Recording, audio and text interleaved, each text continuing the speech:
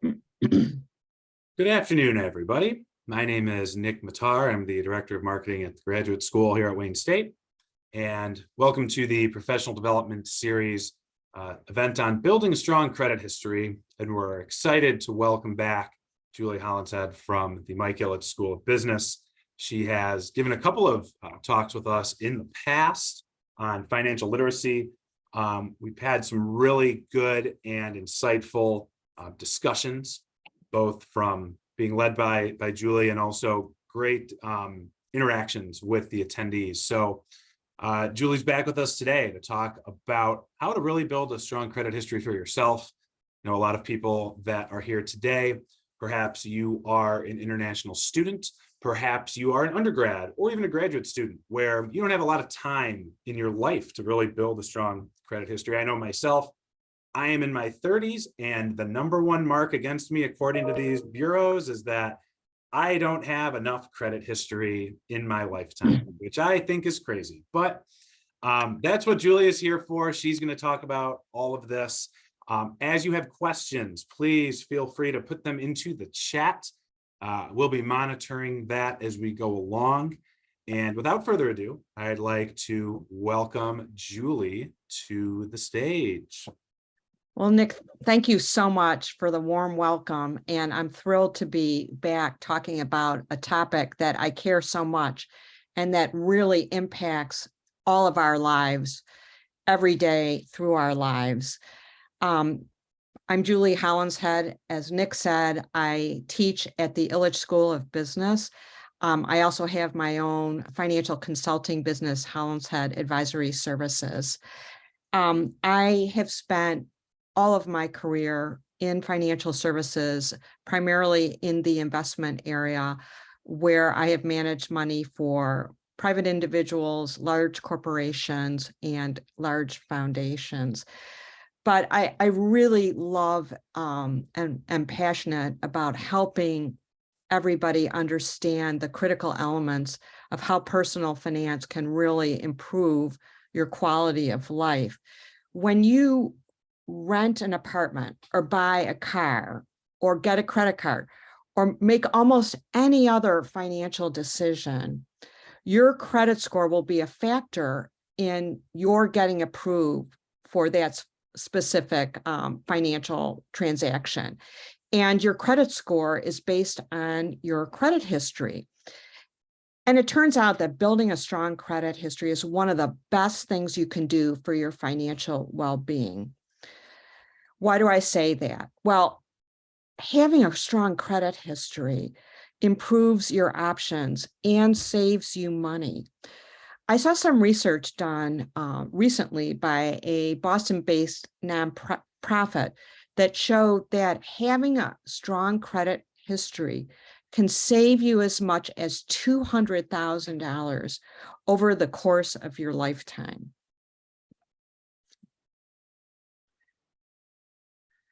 So why does your credit history matter? Your credit history, as it turns out, is the information that is contained on your credit report. And your credit report, in turn, has the record of all the money that you've borrowed, what your repayment history is over a period of time.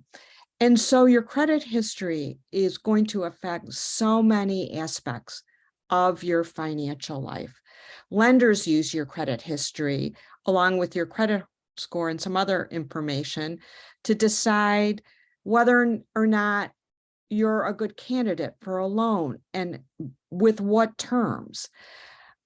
Insurance companies, they also use your credit history, and it turns out your credit score is the most important factor used to determine the dollar amount of premiums charged to you.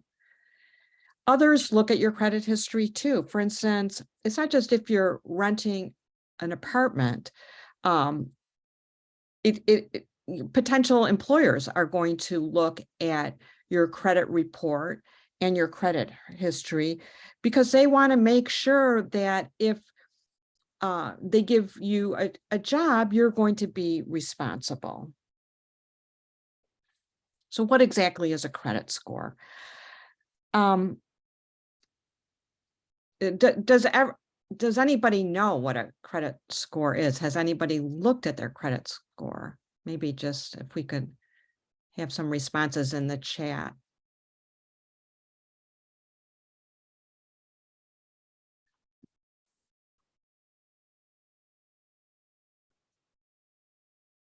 Okay, that's awesome. So just to summarize then, what your credit score is whoopsie, sorry about that. It's a 3-digit number ranging from a low of 300 to a high of 850 that basically tells lenders whether or not you are a good credit risk. And credit risk from the perspective of a lender means, can they count on you to repay a loan that they would make to you on time and in full? It's basically a shorthand way for lenders to understand how you've managed credit in the past and whether you are a good repayer of loans. Your credit score impacts not only how much a lender is going to loan to you, but as I was just saying a moment ago, what the terms are. And they will look at your credit score in tandem with information like how much money you're making, what your employment history is, what kind of job stability you've had, if you own or rent the place where you live, do you lease or own your car?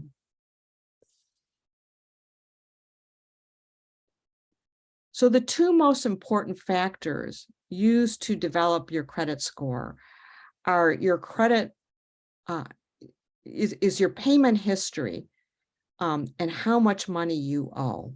Your payment history, as you can see in this pie graph, represents 35% of your credit score.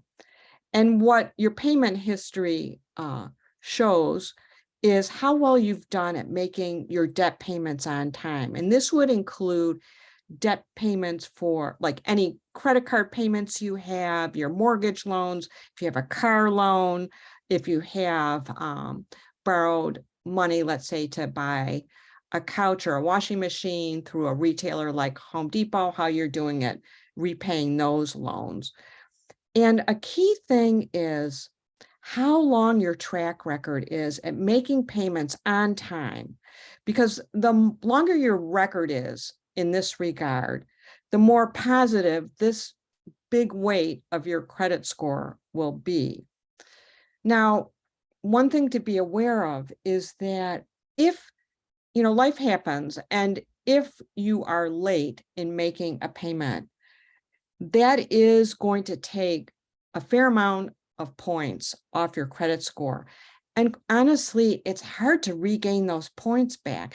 And a late payment could stay on your credit report for as long as 5 to 7 years. The next biggest factor impacting your credit score is how much money do you owe?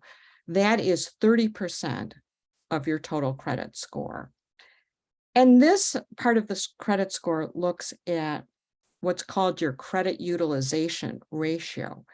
And credit utilization basically measures how much of your available credit are you using.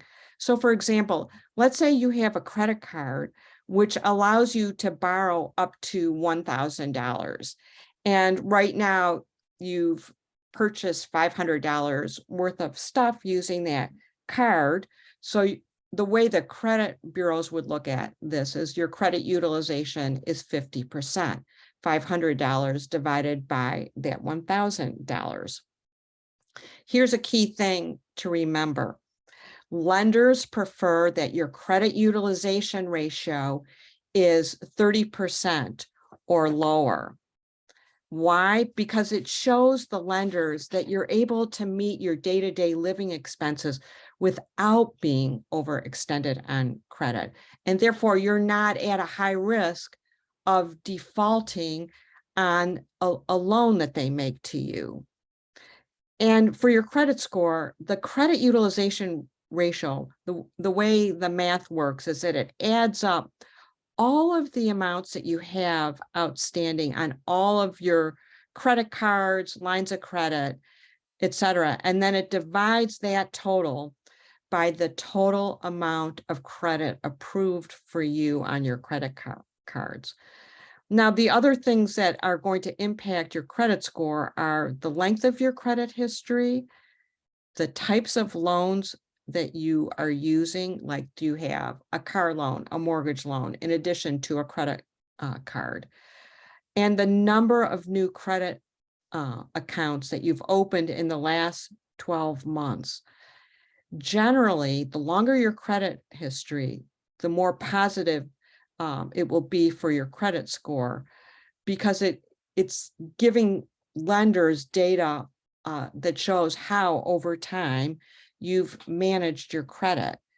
And lenders like to see people who keep accounts for a long time and consistently make payments on time.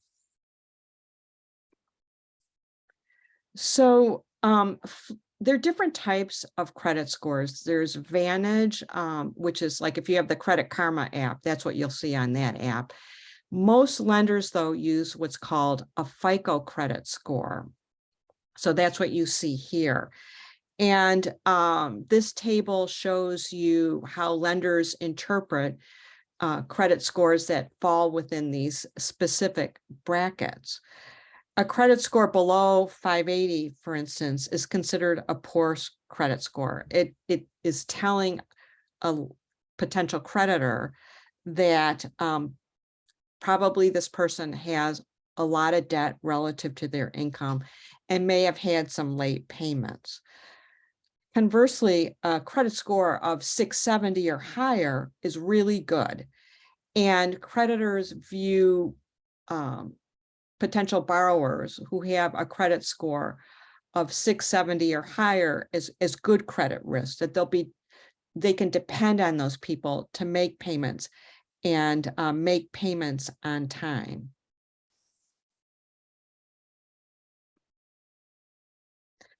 I put this slide in because I think it really shows, the big difference that a strong credit history can make on the loan terms and how much money you can save if you have a good credit history. In this particular example, all three people are borrowing $16,000 for 60 months or 5 years to buy a car. And you can see here, James has a credit score of 800, and he has a much higher credit score than Eula. And with that high credit score of 800, you can see the next column to the right that the interest rate he's charged is 3%. In contrast, Eula, the last person on this chart, her credit score is 525. And because of her weak credit history, she's viewed as a much higher credit risk. And to compensate lenders for this higher risk of getting repaid, the lenders charge her an interest rate of 22%. So you say, well, so what does all that mean? If you look to the far right in that interest paid column, you can see that over a 5-year time frame, the total amount of interest that James pays is just a little over $1,200. And that compares to Eula, who's paying over $10,000 during this 5-year period. So it really illustrates how meaningful the savings can be if you have a strong credit history, which in turn leads to a strong credit score. And it also brings home the point that if you have a strong credit history, it then becomes a way for you to build wealth. Because with a strong credit history, you can borrow at lower rates and therefore have more money to either save for the future or put towards things that are really important to you.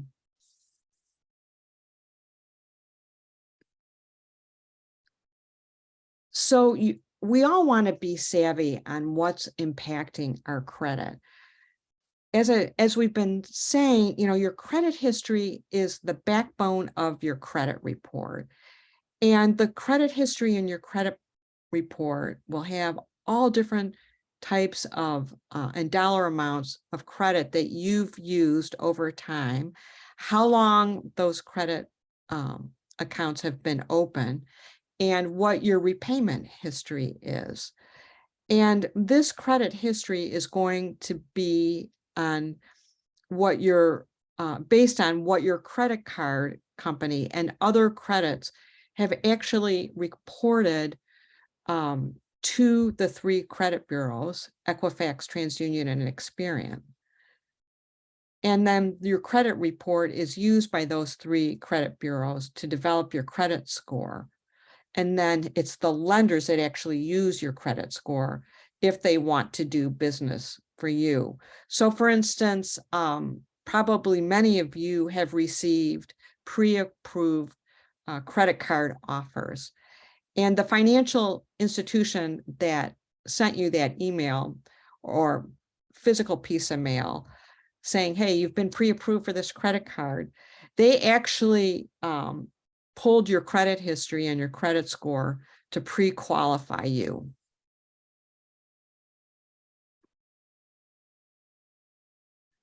It is in all of our best interests to know what is on our credit reports and make sure that those reports are accurate.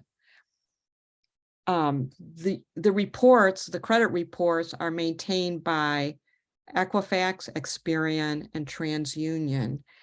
And each of these 3 credit bureaus develops their own credit score for each of us.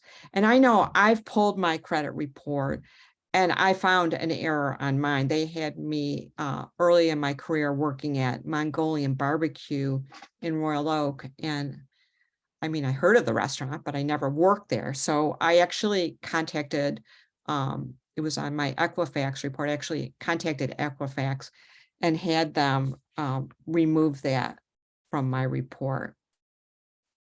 You can get a free copy of your credit report every year from each of these 3 credit reports by going to annualcreditreport.com. The law requires each of these credit bureaus to give you that for free one time per year. So we've talked about the fact that your loans and repayment history will be on your credit report. Things like whether you've missed any payments. It's also going to have the names of your current and past employers, and how long you were with each place of employment. Your credit report is going to have what's called public information of record, which would be like if a lien was filed against you on your home, or if you filed for bankruptcy. And the length of time that this so-called public information stays on your credit report really depends on the type of information. Late payments on loans stay on your credit report for 7 years from the delinquency date of the debt. If you file for bankruptcy, that can stay on your credit report for up to 10 years. So how do we build a good credit history and maintain it? One thing we can do is to try not to borrow more than we can easily pay off every month. And every month we want to be paying on time. And some people like to just automate their payments for like their phone bill, their utilities, their I already said their electric bills. We still are on cable, so we have our cable bill automated. But you always want to, if you do that, be sure to check your statement and make sure that it's accurate before that payment is set. Another way to pay on time is to set up electronic reminders. You can do that right from your banking app, and then you can then make the payment right from the app itself. We want to keep our credit utilization low, ideally below 30%, so we can really amp up our credit score. And, we're heading into a time of year, the holiday time, where, we tend to buy more things. So if you do carry balances from one month to the next, try to pay more than the minimum amount so you can pay down the debt in full. Another thing that's super important is don't apply for a lot of credit cards at one time, because every time you do, your credit report is pulled by the credit card company that you're applying to, and multiple inquiries at one time are going to depress your credit score. Now, some people find that, just because of the timing of when they're paid and when the payments are due, that it's difficult to make the payments in full for every bill every month. So one thing you can do is really look at when all your payments are due. Make a list of, are they due more towards the beginning of the month, or are they clumped towards the end of the month?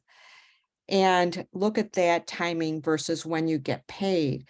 And if you don't have enough money in your account to regularly pay all of the bills due before your next paycheck, contact the creditors, call the credit card company and ask them to change the due date of your payment. And usually they will happily do so.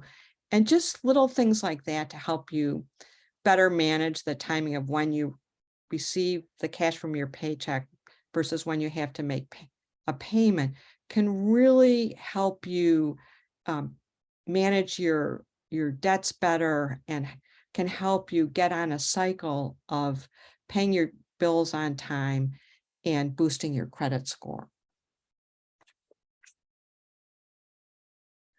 And another thing I wanted to mention, since we're heading into the holiday season, is that this is a very good time for you to review your spending and consider a spending plan for the holiday gifts, so that you don't get any surprises with high credit balances and payments due in December and January that you cannot pay off in full.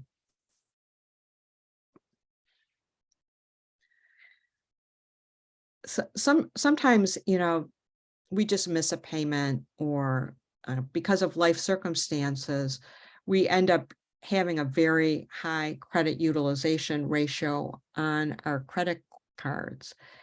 And the most typical or common issues on people's credit histories are, they've missed a payment, or they've got a late payment, or they're, consistently using a very high percentage of their individual credit lines that have been approved for you. So what can you do to overcome those and improve your credit history, and in turn your credit score? Do everything you can to make payments on time every month.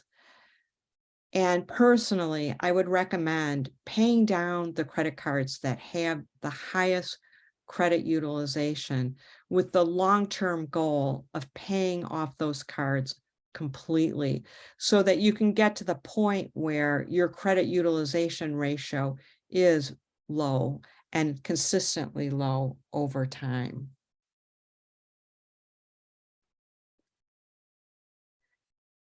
I just have to talk about the importance of, monitoring our credit and keeping our credit scores high. It's like something we just need to do.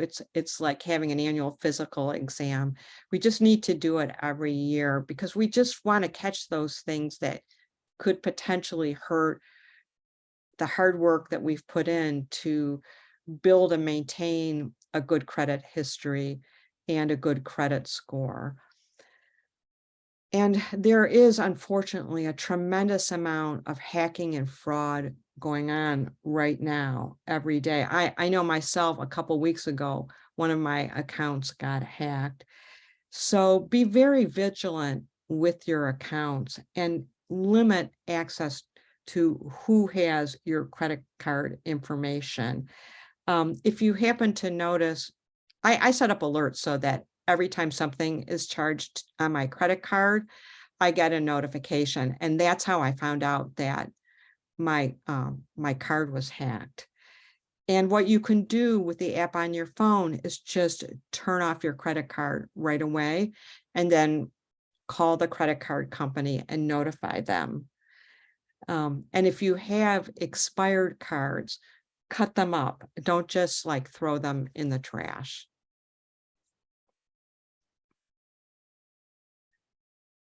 The last thing that I want to share with you is Experian Boost. It's something that you can sign up for free. One of the problems that people encounter is that they're making their rent payments on time. They're paying their utility bills, their cell phone bills on time, and their streaming bills on time, but they're not getting any credit for them. And so the way to get credit for this very responsible behavior and have it acknowledged on your credit history is to sign up for Experian Boost. I have the website where you can go to sign up for this for free.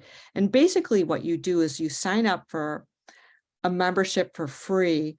And then when you do this, the Experian Boost program allows you to get credit, and get acknowledgement for paying your utility and streaming service payments on time. And then Experian Boost, what this does is it records those payments on your Experian credit report.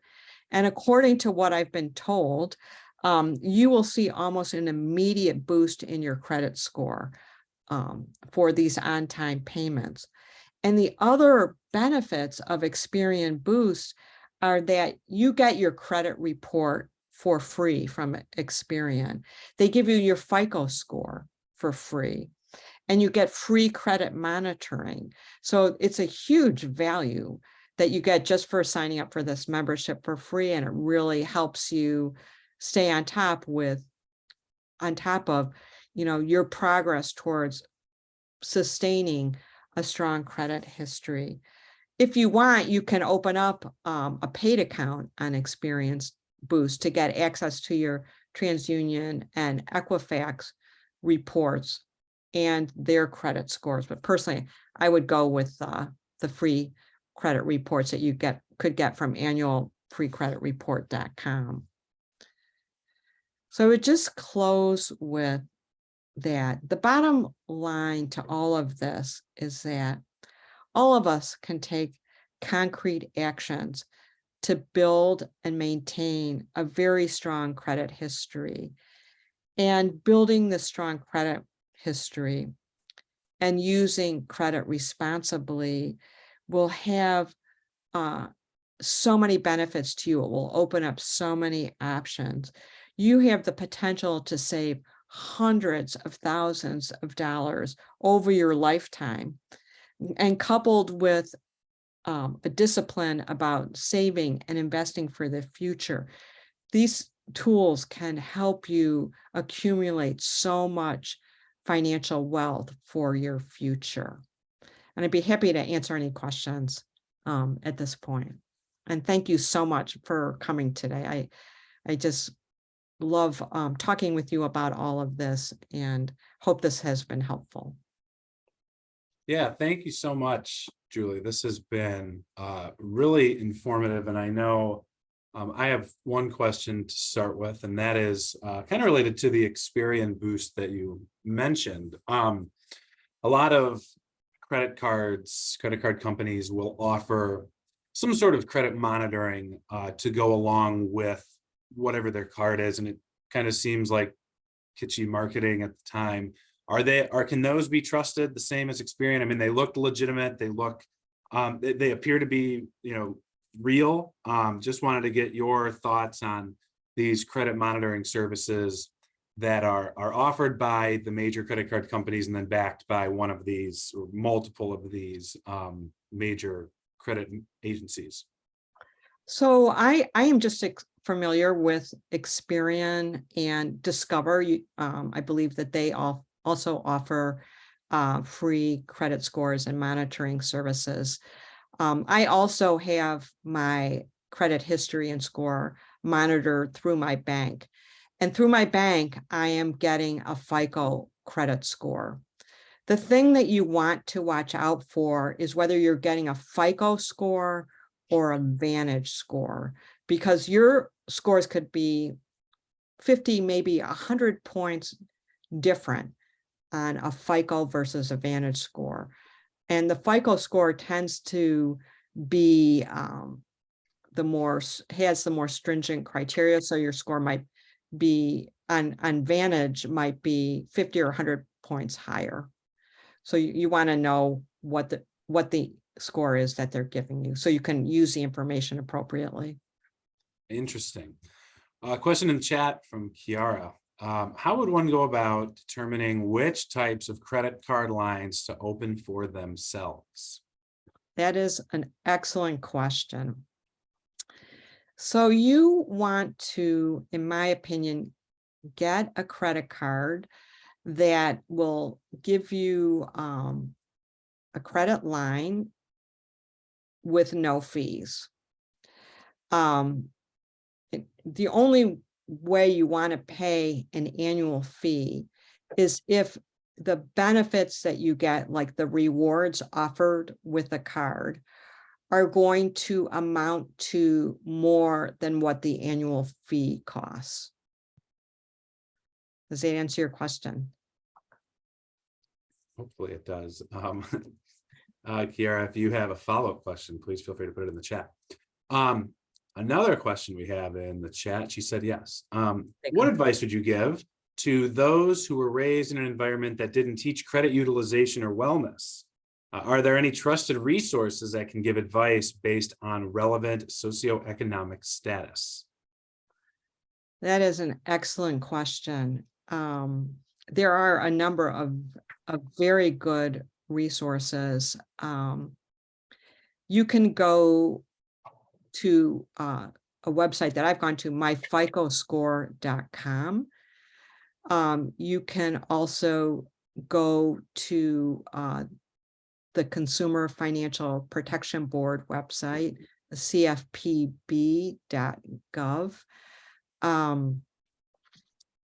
I would also say certain credit unions can give you excellent guidance on that. The credit unions tend to be more consumer friendly, and they tend to be more embedded in neighborhoods and just seem more willing to work with people who haven't grown up with examples in their household of using credit and paying off debts consistently on time. Because as you're pointing out, implicit in your question is it's very easy to rack up a lot of credit card debt that you can't pay off easily. And you want to avoid that as much as possible, because what the credit card companies do is they say, yeah, here's a credit card, go use it. But the real downside is if you can't pay off your balance in full every month, they're going to charge you so much money. They're going to charge you an interest rate of at least 15%, sometimes as high as 28 or 30%. And you don't want to be to have the credit companies literally making money at your expense. No, you want that money for you. Yeah, absolutely. Another one we have here, are there any consequences if I closed a credit card that I no longer use or need? That is such an insightful question. So the answer is yes, there are consequences. If you are not using a credit card, and I'm actually in that same boat, and I recently looked into this. I have a credit card that I've had for a very, very long time, and I never use it. And I'm like, well, maybe I should just get rid of this credit card. Well, as I looked into it, I'm like, nope, I don't think I want to do that, because what happens if you close a credit card and you're not using it is that your it could cause your credit utilization ratio to go up. It's going to hurt the metrics around your credit history. If you keep that credit card essentially open but don't use it, you're still building your credit history with that credit card. You're not charging anything on it, but you're not using it either. And it's helping to build that long time frame for your credit history. Yeah, I know. I had a similar situation where I closed a credit card and it definitely hurt me in the short term there. Yeah. Another question, what are the downsides to Experian Boost, if any? It seems helpful, but sounds almost too good to be true. Ideally, nobody would have poor or even fair credit. I honestly can't think of a huge downside to Experian Boost, other than maybe you get a lot of marketing emails from Experian, like they're trying to upsell you on opening a paid account. But more and more, you're seeing the financial services industry work towards helping people who have been charged high fees by the banking system. Like you've seen a lot of banks get rid of fees for low balance accounts. In fact, there are 100 million people in the US who don't have credit, either because they don't have credit scores, or their credit scores are too low, or they don't have enough credit history. So and honestly, it really isn't right that people don't get credit for bills that they're paying on a regular basis, their cell phone bills, their utility bills. So I personally, I don't see a big downside other than maybe some nuisance marketing emails. Yeah, some people do consider that to be a pretty big. Sorry, Nick. What if keeping, so back to the discussion earlier about closing a credit card that you no longer use or need. What if keeping the card you no longer need will eventually tempt you to use it again and rack up debts? It seems like a dilemma. That's an excellent point. Well, what if you just cut up your card, or just, locked it up in a box so you wouldn't use it? That is always the temptation. That's always the temptation. And I Yeah, and I know that there's one too. There's some that will just close your account after a certain amount of time of non-use. Will that damage your credit score as well? well, I think what you can do too is, for that particular card, maybe call the credit card company and ask them, if they close your account, how do they see it impacting your credit history and credit score? What do they recommend? Or can you have kind of an inactive status on that card? But I would definitely call the credit card company for that card and ask them about closing the account. Yeah, I know. there was a question about that in the last event that we had with you. If it makes a difference between who closes the account, is it if it's the user or if it's the company? How does that reflect on your report? So cool. I don't know if we have any other questions. If there's any other questions, please send them through. We do have one that just came in. What credit advice would you give to those who have unstable income, maybe farmers, servers, other, entrepreneurs, business owners? Yeah. You definitely want to get started on credit, and probably you want to get a credit card with a pretty low credit line, like maybe $500 or $1,000. And you want to start building your credit history. Maybe put something like, if you have Amazon Prime, maybe just have that charged to your credit card and just use the credit card only for your Amazon Prime account and pay that off every month. Because even having a small charge like that you pay off every month over time will really help build your credit score. Yeah, and the one thing I will add to that too is, as one who has a credit card pretty much dedicated to Amazon, that may or may not be the best move for you. Any advice on secured versus unsecured cards for those new to credit?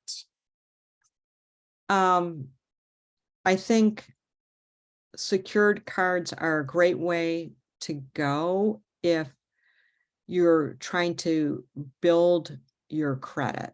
And the way those work is that, let's say you've got $500 in your savings account. What the bank is going to do is they're going to use that $500 and say, you can have a credit line up to $500, and we're going to basically attach your savings account to the card so that if you can't make any payments, we've got your savings account as a way for you to make those payments. After you're comfortable, with handling credit with a secured card, you would typically move on to an unsecured card, where it's up to you then to make the payments on time. Gotcha. One more here. I heard having debt potentially can be harmful to your score. Is it better to keep a 30% balance on cards or pay them off in full? Maybe she meant not having debt can be harmful. Okay. It's not that, how should I put this? It's always better to keep your credit utilization low, and pay off your debts in full every month. What is harmful? We all need some form of credit at some point, whether it's renting an apartment, whether it's applying for insurance, renter's insurance or car insurance. You're going to need to have some sort of credit history so that companies can essentially put a price on the risk that you represent. So not having credit could hurt you very much, because if you don't have any credit score and any credit history, you might end up paying, let's say, a higher premium for insurance on your car than you would if you had a credit card where you just had either, your cell phone bill on it that you paid every month, or your Amazon Prime membership that you paid off every month. It's just so important to have that payment history. Excellent. Yeah. Okay, well, I think that about wraps up the Q&A portion. A lot of good questions from the Fabulous. audience. So thank you all for sharing all of your questions. And hopefully Julie was able to answer all of those for you. I know I learned a lot just from the final couple of questions here. But Julie, any other final words here before we wrap up? I would say just guard your credit score like you guard your cell phone, and guard your credit history. It just is a very subtle but important way for us to protect ourselves and really build wealth for the future. We all want to have the lowest interest rates possible, so that we have more money left over for ourselves to invest for the long term and save for the rainy day. Great. Well, thank you so much for joining us today, Julie. For everybody else, just a quick Thank you. administrative thing. We do have one more professional development session coming up. That is in December, all about stress management, getting ready for finals, wrapping up the semester. And if you look outside right now, I'm sure that doesn't help your stress levels either. So definitely be sure to register for that one if you haven't already. That's coming up in a few weeks after Thanksgiving here.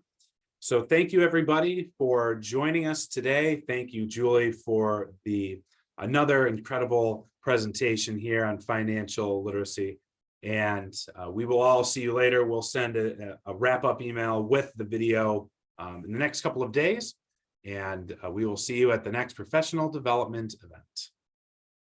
Thank you, Nick.